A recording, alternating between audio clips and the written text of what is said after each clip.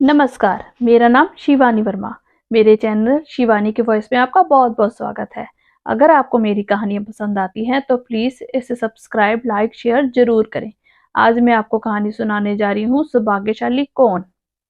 मानिक चंद जी के 3 बेटे थे।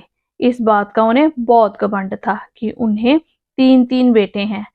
वह सीना तानकर बात बात में कहते थे कि मैं बहुत सौभाग्यशाली हूँ, 3 बेटों का बाप हूँ। उनके बड़े बेटे को जब से बेटा हुआ तब से तो उनके पैर जमीन पर पड़ ही नहीं रहे थे। मंझले बेटे को जब बेटी हुई तो उन्होंने झट से कहा कि मंझली बहू की माँ ने भी 3-3 बेटियां ही पैदा की तो बेटी भी तो बेटी ही पैदा करेगी। इस बात को सुनकर मंझली बहू को बहुत खराब लगा, लेकिन वो क्या बोल सकती थी, मन मसोस कर रह गई। नातिन होने की खबर पाकर मंझली बहू के पिता बलराम जी बहुत सारे उपहार लेकर नातिन को देखने बेटी के ससुराल आए। बलराम जी ने जब समधी समदन का झुककर अभिवादन किया तो मानिक चंद जी का पोता सात्विक पूछने लगा, दादाजी नाना जी तो उम्र में आपसे बड़े हैं ना, तो फिर उन्होंने आपको झुककर अभिवादन क्यों किया? हम लड़के वाले हैं, लड़के वालों का ओहदा हमेशा ऊंचा हो रहता है। लड़की वाला हमेशा इसी तरह ही लड़के वालों को झुककर अभिवादन करते हैं। सदियों से हमारे समाज में यही रीत चली आई है, मानिक चंद जी ने अभिमान से कहा। लेकिन दादाजी, हमारी टीचर जी कहती हैं कि शादी के वक्त पिता अपनी बेटी का दान करता है, तो फिर दान देने वाला दान लेने वाले से बड़ा कैसे होता है? साध्वी के इस सवाल पर मानिक चंद जी को कोई जवाब नहीं आया।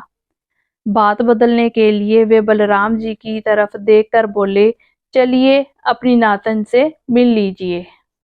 नातिन को देखकर बलराम जी बहुत खुश हुए। वे बहुत ही प्यार से अपनी नातिन को निहार रहे थे।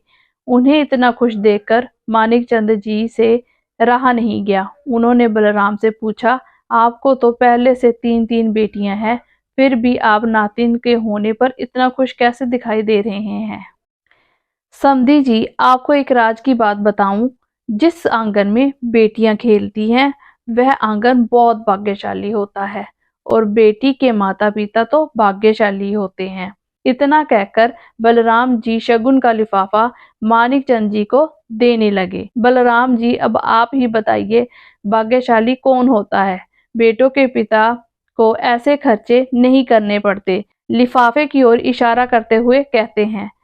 समधी की बात सुनकर बलराम जी मन ही मन बुदबुदाए, आप निश्चित ही भाग्यशाली हैं, मगर सौभाग्यशाली तो मैं ही हूँ, क्योंकि मेरे हाथ सदैव देने की मुद्रा में आपके हाथ के ऊपर रहते हैं। इस पर मानिक चंद बहुत शर्मसार हुए और उनको अपनी कही बातों पर पछतावा हुआ। शिक्षा, हमें लड़कियों को कभी भी लड़कों से कम नहीं समझना चाहिए। धन्यवाद।